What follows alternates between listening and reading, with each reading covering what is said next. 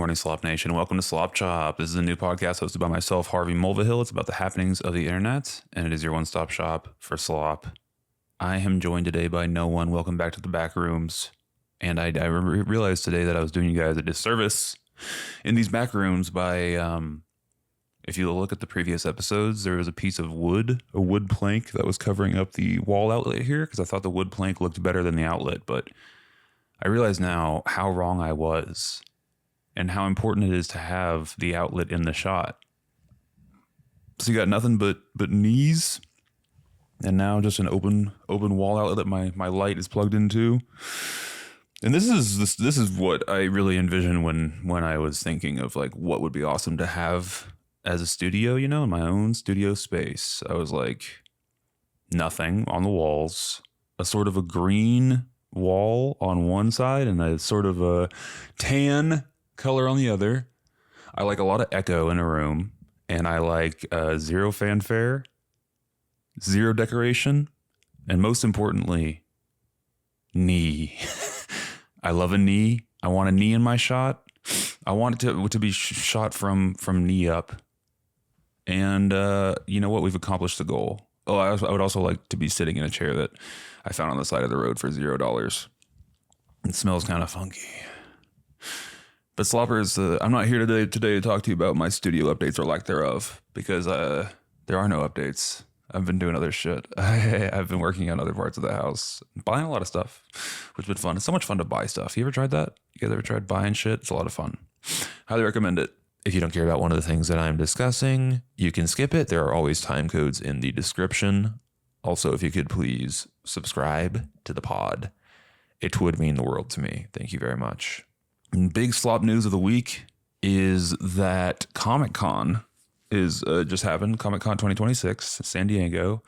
My uncle is a massive nerd, lifelong nerd, huge into comic books specifically, which is one of the nerd credits that I do not have and have never had. I have never given a fuck about comic books. I love comic book movies, or at least some of them, but I don't actually read those shits. And I do think I kind of look down on people that do. I'm going to be totally honest. I think that you are a bit of a fucking dweeb if you're reading comics like that for real. Manga, same shit, different toilet. It's a hateful thing to say and completely unfair because I like a ton of really nerdy shit, but comic books are just not, anyway, it's not my bag, not my cup of tea. But my uncle is a very, very into comic books and has been his whole life. And he went to San Diego Comic-Con one time with my dad. They both went, and San Diego Comic-Con has been a thing for years and years, decades. It's been like the place where advertisements happen. It's the place where you go to get advertised to. And you spend a lot of money, and then you get jam-packed into a fucking auditorium with hundreds of thousands of other nerds, sweaty, smelly fucking nerds. And you guys all sit in a room and clap at the fucking celebrities that come on stage to advertise you a product. Anyway, he told me like it was a hellish, nightmarish experience. And he's like, don't ever go. Like, even if you get tickets for free, which I didn't, like, he was like, I paid for them and they were expensive. And I have never regretted anything more in my entire life. He's like, I'm divorced. Like, I have an ex-wife who I hate, but it was the worst mistake I ever made, was going to San Diego Comic-Con in like 1988 or some shit. And it's only gotten worse in years since. I think it used to be like a legit, destination for, I think by the way, the advertisement capital of the world situation that it now is new. And it used to be like, the idea of it started as just like a gathering of people who are all into comic books. So it's called Comic-Con, right? And it evolved over time into, this is where we drop our new trailers for Avengers 4 or whatever. On that note, though, it is bizarre to me that you had Comic-Con, like the Doomsday trailer drops online 1 week before your big Comic-Con panel. Why? Why'd you do that? Like, the only reason, I can only imagine that they had a leak or something, and they knew that it was going to come out. So it was going to like, they wanted to get ahead of a leak, because otherwise, like, why the fuck would you not just wait 7 days for your big panel? If you remember, I don't know if it was D23 or Comic-Con last year, but that was when Robert Downey Jr. came out dressed in the Doom mask and unmasked, and the place went crazy. That was like a calendar year ago. But anyway, what do they have? What do they have to show for it this year? What do they have to show us, ravenous Marvel fans like myself, who cannot get enough of this this world, this universe, this Marvel Cinematic Universe? I mean, it's nothing but quality.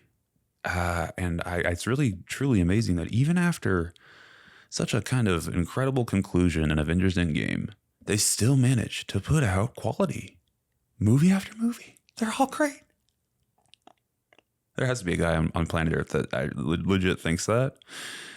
For sure there are. There are many people who think that. There's someone in my life who will remain nondescript for legal purposes, who really loved Supergirl. And I saw them wearing a fucking Supergirl shirt, and it was the new logo.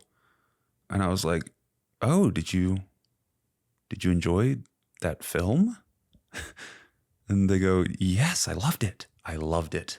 So, you know, I said some nicety and moved on with my life. And then later, probably a day or two later, no, I said something along the lines of, hey, I'm glad you enjoyed it, but I didn't give my opinion.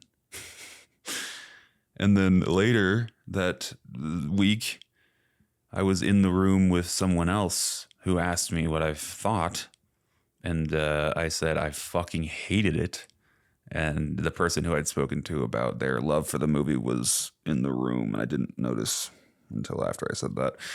And she goes, oh, like, she was like offended, and I felt bad. But you know what? It doesn't really. Also, by the way, she also said maybe your taste is just bad. There's not many things that I hold dear in my life, or opinions that I have of myself that I hold in high regard. I have pretty decent self-esteem these days, but my point is that my taste in media is something that I cherish and hold dearly. And when someone like insults my taste, if it's someone that I respect, I don't give a fuck, because they're like razzing me or whatever. I don't know. It just hit me. It rubbed me the wrong way. And it rubbed me the wrong way because Supergirl is one of the biggest pieces of shit I've ever seen. It's a fucking nightmare of a film. It's horrible, horrible. Again, phase 4 Marvel slop. And it's the second movie in your DC universe. I saw a great tweet that was like, how is the DCU losing this fight? It's a really good point. Like, how are you this? You're like limping out of the gate. It's fucking crazy, man. I think most people, especially normies, just simply don't know or care that this is like a reset of the universe, and people liked Superman and no one gives a fuck about Supergirl, so they're not going to go see the Supergirl movie. And I'm in it because of the interest of the James Gunn and I think it's only nerds like myself who care about the behind the scenes stuff. And I think most people just didn't give a fuck about the character, and that's why they didn't go see the film. But had those people gone to go see it, they would have realized just how fucking nothing it is. Paint by number, absolutely nothing movie. And I think that to give this person in my life some credit, there is a drought in this world for female-led superheroes, specifically movies. And each movie that comes out that has a female lead, they have this tendency to make them super girl bossy and like super no nonsense, and the girls get it done thing from the boys. Don't worry. Girls get it done. It really does just read like out of touch studio heads who are trying to appease women, but they lead with that. It's like back to Avengers, and we'll get to the Comic-Con stuff here shortly. Like do you guys remember? And do you guys remember the Avengers? Do you guys remember Avengers Infinity War, when there's like that kind of spontaneous sort of moment in one of the final battles? I think it's the Wakanda battle, where I think it's Black Widow is getting her ass kicked by some other one of the lady, the Thanos minion lady, the bad guy secondhand man to Thanos, but she's a woman. And they're duking it out, and it's Black Widow versus her. And Black Widow's losing. And then the lady goes, "You're going to die alone, you fucking whore." And Black Widow's like, "Jesus fucking Christ." And then behind her, you hear, "But she's not alone." And it's fucking Scarlet Witch and Shuri? She's not there. She's inside with Vision. Who's another girl? It's just Scarlet Witch. Is that the only female Avenger except for Black Widow? Oh no. No, it's blue girl from Guardians. Right? No, she's on a different planet. Who else is there? I cannot think of a third female Avenger. But there are for sure at least three, because they have a sort of organic scene where there's like a collection of women working together in the middle of the battle, fighting another lady. And it's a great scene, and it feels earned, and it feels organic, and it feels like normal. And it's just a cool moment of like, hey, that was kind of dope. It was a bunch of ladies, and they were getting shit done. They were getting shit taken care of. And then they just decide, the studio heads at Marvel decide that fucking the Force is female, or whatever the initiative is, has bled over to their Marvel properties, and in Endgame, they just try to recreate the scene, but with every female superhero that's ever been, that it's even had a modicum of screen time in all 30 movies. And so you have just this amalgamation, ridiculous, stupid amalgamation of female characters for like a panning shot. And it's so pandering and annoying and awful. And I'm like, it would probably still rub me the wrong way if it was there by itself. But the fact that they had the exact same scene in Infinity War, and it works in that movie, and they just did it again in Endgame, it's baffling to me. Fucking baffling. But like, the reason that they're doing that is because they have to appeal. I'm going to stop trying to say the word pander, but it is pandering. They're trying to appeal to the females in the audience, the girls who got dragged there by their boyfriends. And of course, there's women who are into these movies just like there are men. But there's a drought, dude, for like actually good female-led superhero movies. Like, what are the other ones? Wonder Woman is good. Wonder Woman's good. The sequel sucks ass, but that's beside the point. Wonder Woman is good. Captain Marvel, I didn't see, but I've heard it was a buku bad. Black Widow, the solo effort for Black Widow post Endgame after she died is an actual abomination. That movie is horrible. So like, it seems like they start with the fact of like, all right, we're going to have a female-led superhero movie. And instead of starting with like, hey, I have a good idea for a story about Black Widow, you're starting with the goal instead of the idea, which makes it feel totally inorganic and shitty. And that's what Supergirl is. It is horrible. It's structurally, that movie is like an abomination. The editing is nightmarish, actually nightmarishly bad. It's the worst editing I've seen in a major motion picture, maybe ever. It's headache inducing. There's zero flow to any scene. You cannot. It reminds me of the Liam Neeson jumping over a fence thing with 78 cuts and Taken 3 or whatever it was. where it was like the worst editing ever and it got passed around online because of how bad the editing is. Like when you can notice that the editing is horrible, like editing is supposed to be invisible. Or if it's visible, it's supposed to be like flashy and sexy, like a Better Call Saul. But this is the opposite. It's visible and horrible. So yeah, fucking heck with Supergirl. I'm genuinely glad that this person in my life enjoyed the film. I'm glad they had a good time.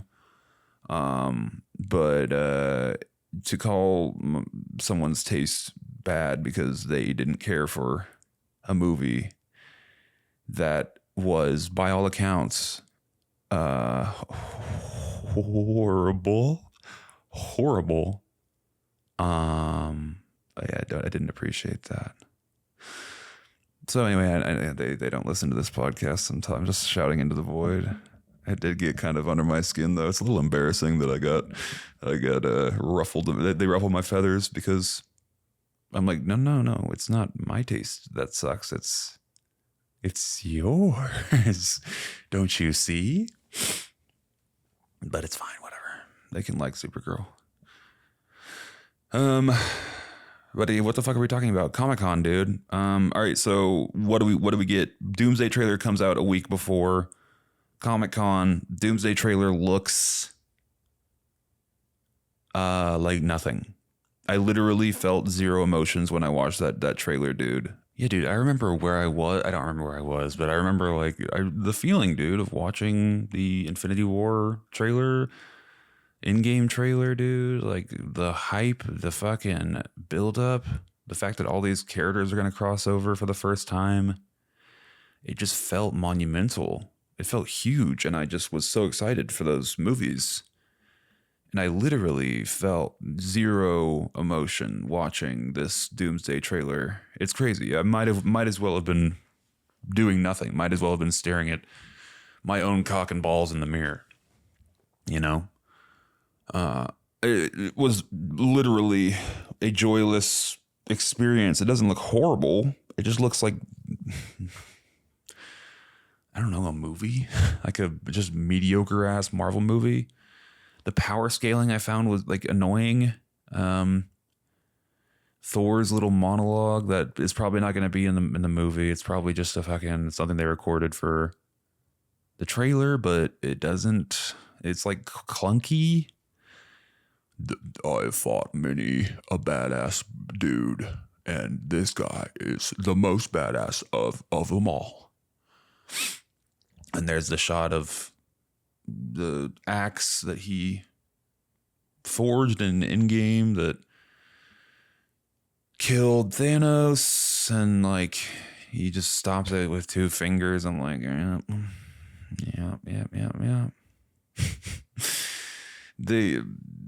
It really does, like, they're going to eventually get to the point in these fucking movies where it's impossible to power scale your bad guy any further because like you just run out of shit.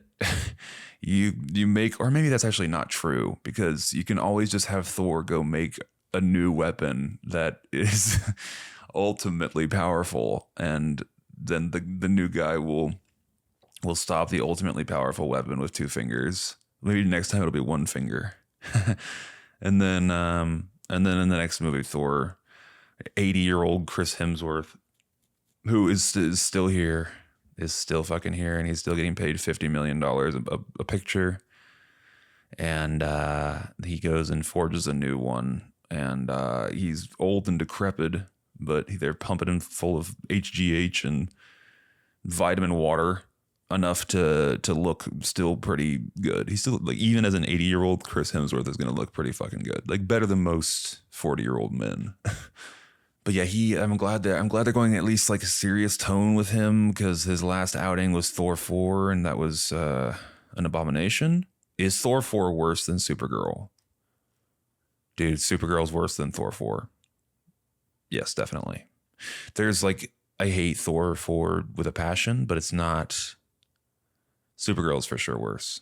Supergirl's actually nothing. Supergirl's like just sludging through a void, a cancerous, tumorous sludge. And like, there's some interesting stuff in Thor.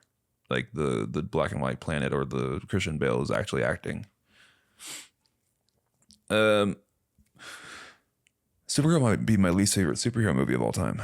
Come to think of it, I can't think of another one that I hate more than Supergirl. Supergirl is like the worst thing I've ever seen. One of the worst pieces of media I've ever had to sit through. Worst movie I've watched in theaters since The Rise of Skywalker, for sure. Rise of Skywalker is worse. Anyway, what the fuck was I getting at? Chris Hemsworth looks old, but you know who looks really old? Is Captain America, dude. Chris Evans. What happened to your face? Is it Ozempic? Why do you need Ozempic? You're Chris Evans. You have like 0.01% body fat. What the fuck happened to your face, Chris Evans? Chris Hemsworth also a little bit. But he's had like Chris Hemsworth has had bodybuilder muscle face for as long as I can remember. So it doesn't read super weird. But just Captain America with the long hair wig. It looks odd. His face looks pasty. It's just not inspiring confidence is all I'm saying. All I'm going to say is it's not inspiring confidence. And that's like without even addressing the fact that it's annoying that he's there, you know. They had to bring him back. They had to bring both those guys back. You have to have Thor and Captain America because nobody gives a fuck about these new people. Zero humans care about the Thunderbolts or the Fantastic Four. It is really funny. I just saw some review that was, it is Will Byers coming out energy. The group shot that they have in the trailer. I'll put both those images right here. Will Byers coming out of the closet to 75 people, every character that's ever been on the show at the same time. And it's like actually impossible to block that without it looking ridiculous. Like you need an auditorium. You need stadium seating for that scene to work, and he needs to be behind a podium. And it's the same energy, dude, with these new Avengers. Like you have 3 groups of C-tier superheroes, and it just doesn't. It's just not inspiring confidence. Is all I'm saying. So it makes sense that they pulled the trigger and got back Captain America, but it's gonna be some other fucking Captain America. Some other universe Captain America, or they probably won't do that actually, because everyone knows that sucks, and even like they're not dumb, they know that sucks. So they'll probably like he'll probably just be like an it'll be the same Captain America, but it's from a different branch of the timeline, or like when he goes back and puts the Infinity Stones back, he has a little mishap and some bullshit. They'll figure out some bullshit. There's always some bullshit to do. Loki's back, which I have no opinion on. I don't give a fuck about this, truly. I'm going to watch it like for opening weekend because I feel obligated. I'm more excited, I think, than most of my friends in real life, and my excitement is extraordinarily tepid. I'm going to see it opening weekend, probably on the same day as Dune 3. And you are definitely starting with Avengers and then watching Dune, so you can watch the good one after the bad one. It's probably going to be bad. I'm predicting a 54% positive. Is that too harsh? 54% positive on Rotten Tomatoes for Avengers Doomsday. Locking it in, 54% positive. It's going to be a big old green splat. And I think only those super fans, like the very few super fans left, will give a fuck. It's gonna squeak past $1 billion. Spider-Man's gonna be much better and make more money. That's my prediction. I really do think that, even though Spider-Man's gonna be in this Avengers movie, you need him in the title. People love Spider-Man. People just don't care about Avengers anymore, I don't think. I really don't think it has the staying power that it used to, the box office draw that it used to. More than almost any movie, I'm curious how it's going to do. It's going to outperform Dune 3, of course. How crazy would it be if Dune 3 pulled it out? There's no way. There's no way. Zero chance. No, Avengers will beat over Doom for sure. But I'm excited for that. That's going to be a fun podcast recap for sure. Is doing those two movies on the same day, likely on the same fucking day, like Barbenheimer. Since Barbenheimer, brother, there's been a couple of these hinted at, these two tentpole movies on the same day situation, but this is the only one since Barbenheimer, to the best of my knowledge, that has actually gone through with it. Usually studios get cold feet and pull the plug, or one of them reschedules for some other reason. But it's just like it's a risk to put yourself head to head with you're like cannibalizing your own market, or it can be a cultural sensation and people will go see both of them, and they're really, really hoping. I think just it's so clear that people like the hashtag Doomsday is like just so ripe for virality, and it's just so easy and immediately understandable that that's what I hope they're going for. I think that's what I think they're going for. And I think Barbie and Oppenheimer just happened to be like they were scheduled obviously long before they knew that this was going to be a cultural phenomenon. And they're counter programming. Barbie, the audience for Barbie is the opposite of the audience for Oppenheimer, right?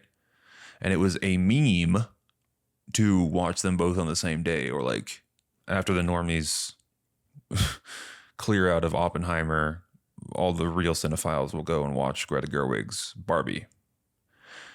'Twas the meme. Remember that? It's like 2021. Holy shit. It's been a long time, man. So I'm happy that the box office is really succeeding, excelling this year. And I do think that this will be another W for the box office. So shouts out to the movie theaters. I still love going to you. All right, so what else we get at the fucking Comic-Con? Sloppers, let me fucking tell you what else we got at Comic-Con, baby. We also got a new, oh boy, you better bet your bottom dollar I'm excited for this one. Sean Levy, the mastermind, the auteur, Sean Levy is directing a Ghost Rider movie with Ryan Gosling starring. I've just seen so many memes of like Ghost Rider movie, Ryan Gosling starring, and then Sean Levy, and it's just a guy like putting a gun to his fucking mouth. Dude, there's no chance this is going to be good. This is this is the purveyor, the supplier of garbage himself, Mr. Levy. He's the free guy. He would we'll never think of him in any other way than just he's the free guy. If you make free guy, that's who you are forever. You're the free guy. He did Deadpool and Wolverine, which is his first foray into Marvel. So that movie's funny, but it literally has nothing to do with the direction. The direction is abysmal. That movie looks horrible. The glue holding the movie together is dog shit. He's a comedy guy, this Sean Levy. And I just don't think that's the tone you want for fucking Ghost Rider. I'm trying to think of who they could have gotten that I would have been excited for. Zach Kreger, obviously. You get Zach Kreger for Ghost Rider, I'm so excited. But any like up and coming horror guy, get Kane Parsons, dude. Get the Backrooms guy, get him. I don't know. There's so many people that would be interesting. Oh, you know who'd be great is the Rocka guys, the guys who did Talk to Me, and Bring Her Back. Those two guys would be fucking great with Ghost Rider, because Ghost Rider is really, it's spooky or whatever, but it's also kind of phonetic and fun, and at least the Nicolas Cage movies, it doesn't matter. Anyway, but my point is that those guys would do a great job with the property. You know who's not going to do a great job with the property is Sean Levy. Sean Levy is an industry bootlicking plant who exists to create lowest common denominator mid. He's literally just the slop supplier himself, dude. And it's funny because this would be his second project in a row working with Disney and Ryan Gosling. So Ryan Gosling clearly, Gosling and him clearly get along well, and they fall into line with ease. The Disney fucking the mouse. When the mouse says jump, you jump, Sean Levy. Okay. And Gosling, dude, what are we doing? What happened to your career, man? Also, what happened to your face? But what happened to your career mostly is what I'm interested in. Your face looks fucked up, though. I do want to talk about that. Your face looks fucked up. What do you do? You're already hot. You're like doing the clavicular thing of you're already hot. Why are you changing what's already there, dude? You had the goods. You looked natural. You looked great. And then you started injecting yourself with fucking Botox and whatever else. You got a lot of work done, and now you look like a freak. And it's just weird and bad. But stop doing that, man. Or go to the Kendall Jenner person, the Kendall Jenner guy, and get it fixed. Go back to looking good because it's no good currently. And like so Sean Levy and Ryan Gosling are doing this Starfighter movie. Star Wars Starfighter, which, you know what? It hasn't come out yet, and it could be amazing. It could be amazing. It's always possible. But I got a feeling it's going to be really bad. I got a feeling they're going to take all the wrong lessons from this previous several years. They're going to look at Rogue One and say people liked that because of the inclusion of cameos. They're like, we're going to jam pack every movie from this point forward with cameos, and that is all that Star Wars people want to see. The success of Rogue One and the critical success of Andor actually means nothing to us because it was expensive, and people, critics like it, and it's beloved or whatever, and people are fans of it, but that doesn't bring us money. It got put on Disney Plus, and it doesn't translate to dollars. What does translate to dollars, though, is Darth Vader at the end of the fucking movie going and then murdering the whole hallway full of people, and then CGI Princess Leia showing up and going, hello, we have hope finally. Rogue One sucks ass. It is crazy that you go back and watch that movie after Andor. It's like kind of required. You finish Andor and you go, well, I gotta rewatch Rogue One, obviously, because it's like Andor ends as Cassian is walking into the Rogue One mission, and the drop off in quality between the show and that movie, it's insane. It is night and day, bro. It's fucking astonishingly different.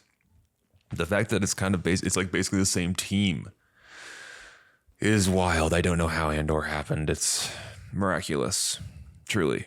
So. Anyway, but you have Sean Levy directing the newest Star Wars entry post fucking. Wait a minute! Oh my god, I'd already forgotten about The Mandalorian versus Groglet. Yeah, The Mandalorian was the first movie after The Rise of Skywalker, which is crazy. And then after The Mandalorian, we're getting Star Wars, Sean Levy, Ryan Gosling, Starfighter. There's going to be Marvel millennial humor. You're not going to take anything seriously. You're going to wink at the audience at every opportunity, and I'm going to hate the film. Those are my bold predictions for Star Wars Starfighter. All those things will come to pass for sure. But you know what? Again, Sean Levy is a company man. He falls in line. He will lick the boots of Bob Iger clean. And is Bob Iger still the CEO? I don't know. But he's whoever's the company, whoever these executives are at Disney, if they will not have to visit their shoe shiner for the entire length of production. They'll just go up to Sean Levy and shove their feet in his face, and he will happily abide and with a smile on his face. And that's what you need in a director. That's what you want. You want someone who is willing to toe the line without any input. Enough of these auteurs, dude. Enough. My buddy just said that in a text. Enough of these auteurs, bro. We need people who are easy to work with. cheap, under budget. Yeah, no ideas of their own. Who wants a guy with ideas? No. You want to tell a person to do a thing and they do it. That's what you want. You want a soldier, and Sean Levy is a soldier. They did some sort of a press screening with Sean Levy in the fucking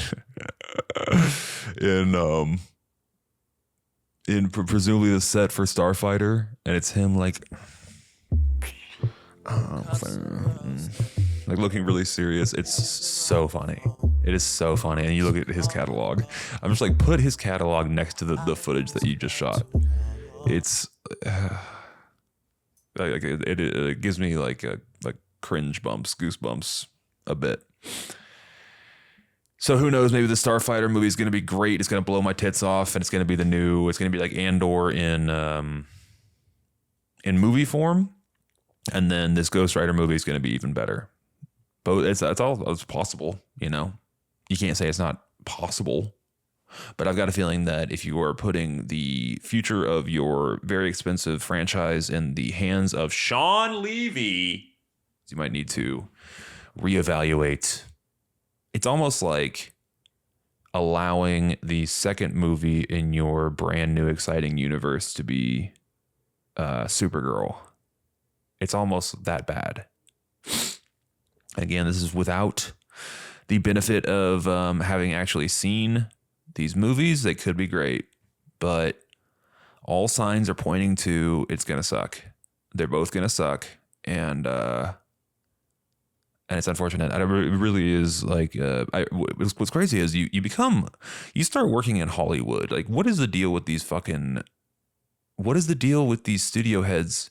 You start working in Hollywood because you love movies, right? It seems like these people are just plucked out of the ether, never having seen a film. Because it's always, what you hear is it's always the studio heads who have these horrible ideas that they force their filmmakers to do because they're writing the checks. And I'm like, what? How are you? Maybe you just appreciate the movies. You love movies. That's why you're working in Hollywood. But you don't have a creative bone in your body. There is nothing creative about you. You've never had an original thought. What you're good with is like numbers. You should be on Wall Street, but you don't care about finance. You care about movies. So you decide to work in Hollywood, and you work your way up in some godforsaken Warner Brothers or something. And you start as a mail clerk like Jimmy McGill, and you work your way up through the trenches, out of the trenches, directing the trenches, and then finally to like a upper management position. And then after upper management, you get to the executive suite finally. What you've always been looking for. And you've been in this company for 30 years, and again, you have nothing to contribute really, but besides just a genuine interest in towing the line and making sure that your bottom line is on point. Those are the most important things to you. So you're really into lines. You want line go up for money. Your bottom line needs to look good, and you're towing the line of the party. You're essentially a politician. You're essentially a corrupt politician. And that's the kind of person that ends up in the studio system, or at least high up in the studio system. And they have to engage with artists who don't care about none of that shit. There's some directors who understand that you can do both, and that you can have genuine artistry with numbers at the same time. Christopher Nolan, for example. The Odyssey is making a ridiculous amount of money right now. And that movie was astonishingly difficult to make. And there's like 0% CGI. I don't know, David Fincher, he did it a couple times. Gone Girl, Social Network. Like, you can do it. It's doable. James Cameron. It's just very hard. And mostly the auteurs are not making blockbusters. Steven Spielberg obviously is the king of this. Steven Spielberg makes blockbusters with artistry. But But it's Steven Spielberg is a bit old. He's old as shit, and he's also busy. He's doing his own thing, and also he's really expensive, astonishingly expensive. And if you can just get some guy who's going to get you 75% of the way there, why not do that? Why not get Sean Levy? Sean Levy will get you 3/4 of the way there. He's not going to provide any of the, he's not going to give you the red tomato that you're looking for. He's going to give you a couple of green splats. But again, that's like, bro, who really gives a fuck about how good the movie is for real? You know what I mean? He's going to provide you dollars and you don't care about that's what you care about the most. It would be nice to have a red tomato, but you don't really truly in your heart of hearts care that much. You're a studio head. You're in it for the bottom line. Yeah, dude, it's just a bizarre system, money system. It is possible that every industry on planet Earth is like this.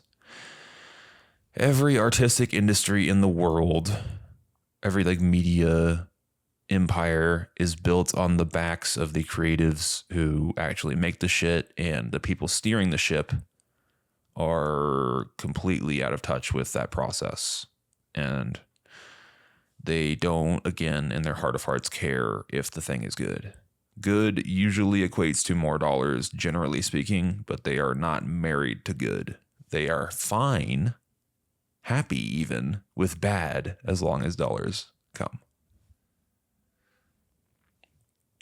So you get Sean Levy. That's how you get Sean fucking Levy. 2 Disney blockbusters back to back. 2 massive franchises, both struggling currently. And who do you get? You get that guy. You get that fucking guy. My God. So anyway, I have no interest at all in this Ghost Rider movie. I will simply wait for the reviews to come. I enjoyed Deadpool and Wolverine well enough, truly, to give him some credit. I laughed a lot during that movie. And again, because I think it's just because of the writing, though. And Sean Levy did not write that fucking movie. He directed it, and the directing's horrible. Anyway, that was announcement number 1 for Marvel, is that we have that coming. That to look forward to is that Ghost Rider movie. And announcement number 2 was that Black Panther 3 is happening. Black Panther 3 is happening, and who did they get? They got a guy from Long Walk, David Johnson, who is great.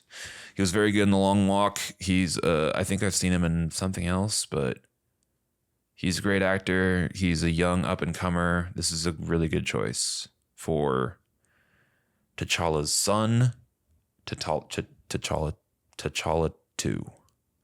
He's playing T'Challa 2, and he is replacing Shuri, who is the most risless, auraless character ever. Shuri is... Actually, you know what? I can't even say that, because she's not bad in that first movie. She's... The first Black Panther is not good, nor is the second. They're both bad. But in the first one, she had some spark to her. She had some spark to her in Infinity War. She has one horrible cringe line, but that's not her fault. In Infinity War, why didn't you just try to reverse the molecular structure irreversibly? Oh, because we didn't think of that. Girls get it done. Girls get it done. Girls are so smart. You're like power scaling your female intelligence. Yeah. Oh, shit, bro. She's smarter than motherfucking Bruce Banner, dude. She's smarter than motherfucking Ant-Man or whoever else it was. Oh, shit, boy. Damn, girls get it done. Girls get it done. So I didn't like the first movie. I thought it was not nearly... I mean, I'm happy that you know, in a similar vein, it's a real movie minus the third act. It's a real movie with a real villain who has some interesting things to say and has some, you know, solid opinions that you could theoretically agree with.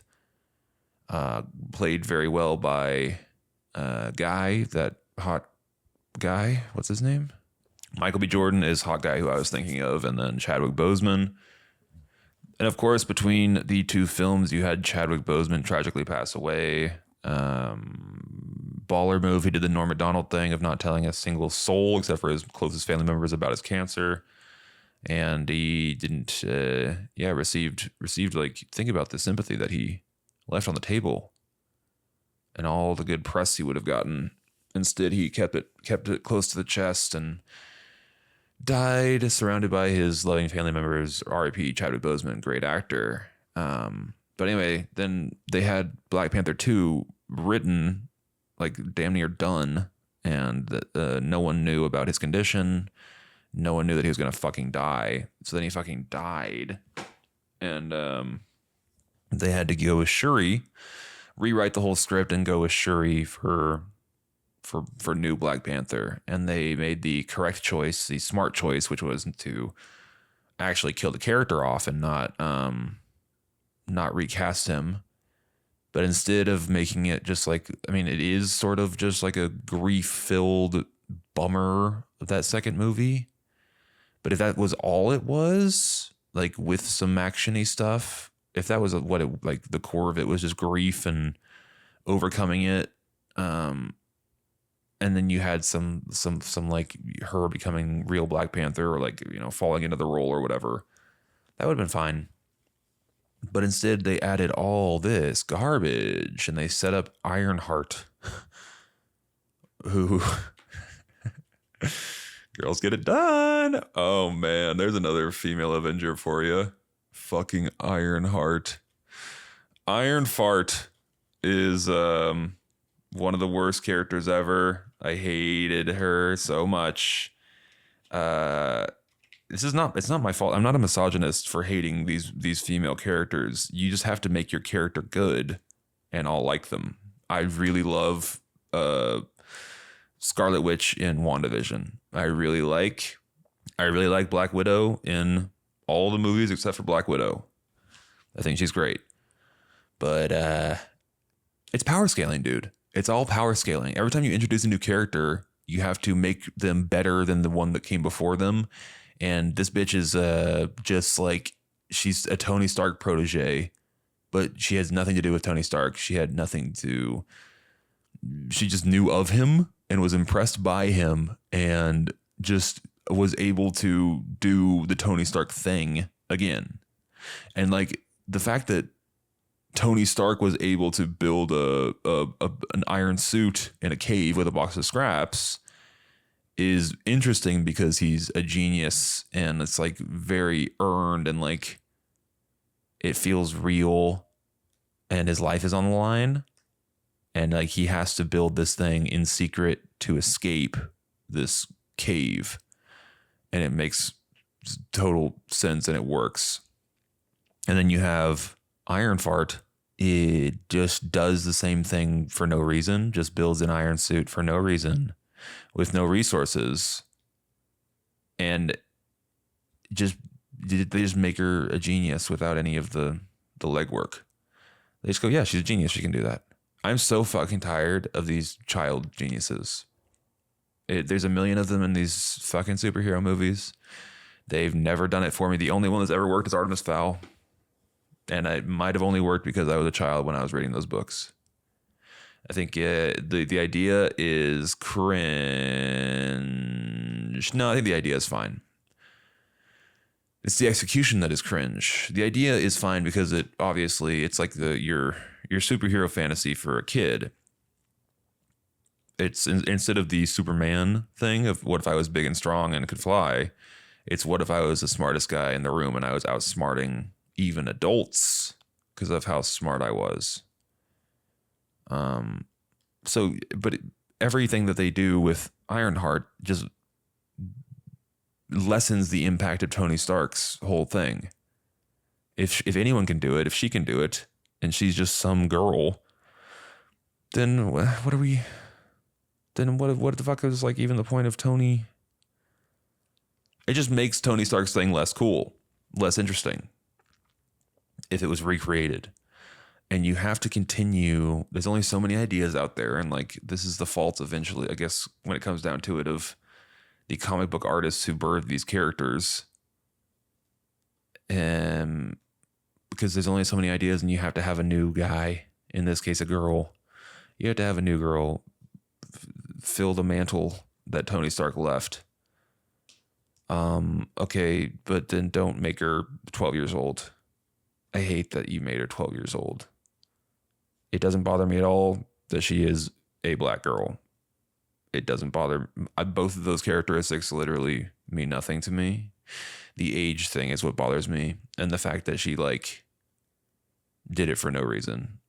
Anyway, I hated that character because of her age mostly. So anyway, Black Panther 2 sucked ass, and I hated it. And people seem to like both those movies, which is shocking to me. People love Ryan Coogler. I am okay with Ryan Coogler. I think he seems like an absolute sweetheart, genuine human being who is really into this shit for real. I love listening to interviews with him with his big ass, like over the top Louisiana accent. Which he seems to like lean into, you know. You don't have to be talking like that, right? Like just talk normal a little, like not all the way normal, but you got to reduce that by like 25%. It is crazy, your accent, dude. But anyway, I respect the fuck out of the guy, even if I don't love his movies. I didn't love Sinners either. Very impressed with all the hoopla, the Oscars, everything. Michael B. Jordan won the Oscar finally. I don't know about finally, but he won the Oscar. So he's going to be more expensive now to come back in flashbacks for Black Panther 3. Remember that? He's been in every Ryan Coogler movie, so I wouldn't be surprised if he is in the third one in the flashback again, just so they can keep that streak going. But it'll be an expensive cameo because he's an Oscar winner. So those are our two big announcements from Comic-Con from Marvel. That's damn near all the slop for the week, dude. I'm sure there was other Comic-Con shit that happened, but I just wanted to come and tell you guys about that. Is there any updates that you would like to hear about my situation? The rest of the apartment is coming along well, even if the studio is kind of untouched. I don't know exactly why I think this is just a harder project. Yeah. The studios feels like a harder project, and everything else feels more easily attainable. So I'm focusing on the stuff that's easy at this point, but that's probably the wrong impulse, and I should just be doing the stuff that's hard, because you want to eat the frog or whatever that expression is. You do the hard thing first, so then the easy stuff is easier. I don't know why the fuck you eat the frog first. What's the difference between eating the frog at the end of the meal versus the beginning? You're still eating a fucking frog, right? What is that expression even about? What is the point of that? I don't know. I do understand the concept. The idea of it is good. Do the hard thing first. But I'm kind of putting off the studio, TBH. The fact that this is the third podcast that I've recorded in the back rooms without any sort of a backdrop or soundproofing. Anyway, whatever. This shit takes time, dude. The important thing is that an episode comes out every week. It doesn't have to be good. It just has to come out. That is my philosophy for real. It just has to exist. That has always been my philosophy with this podcast, and it will continue to be that. So thank you guys for bearing with me during this strange transitional period. Once we get a studio up and running, we will have regular guests every other week probably, and we'll get into a rotation of consistent